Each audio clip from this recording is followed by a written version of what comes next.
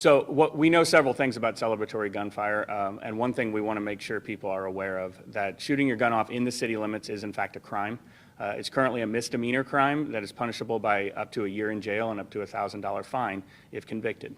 That is if that bullet does not strike any property or injure any persons. The punishment and the charges can go up from there depending on the result of that round that gets fired or those multiple rounds that get fired. The other thing we like to let people know about is a simple physics or science lesson. What goes up must come down. Those rounds come back down to earth at a similar speed that they leave the barrel of the gun at.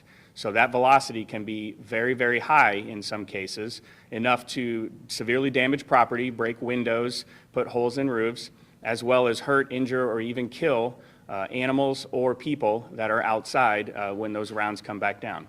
When you shoot your gun off in the air, you don't get to decide where that round goes.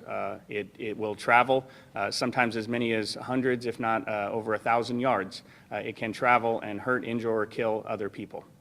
The last thing that we want is people to report to us if they see anybody shooting guns off or anybody celebrating the holiday with celebratory gunfire. Please do call 911. There are areas of our city that we have a gunshot detection system that alerts us to outdoor gunfire, but we really need the public's help as well. What that system doesn't tell us that the public can is who's responsible for that, what car they got into, what house they came from or went to. All of that information police need. We will have a full complement of police officers out on New Year's Eve that are answering calls for service, to include gunfire calls. So the more information they can get, the more effective they can be, and the safer they can do their job.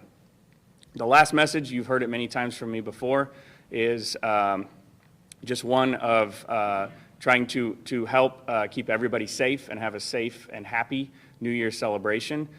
If you hear a friend, coworker, family member, if you're at a gathering and somebody says, I'm going to go get my gun and shoot it off to celebrate the holiday, please have a conversation with them.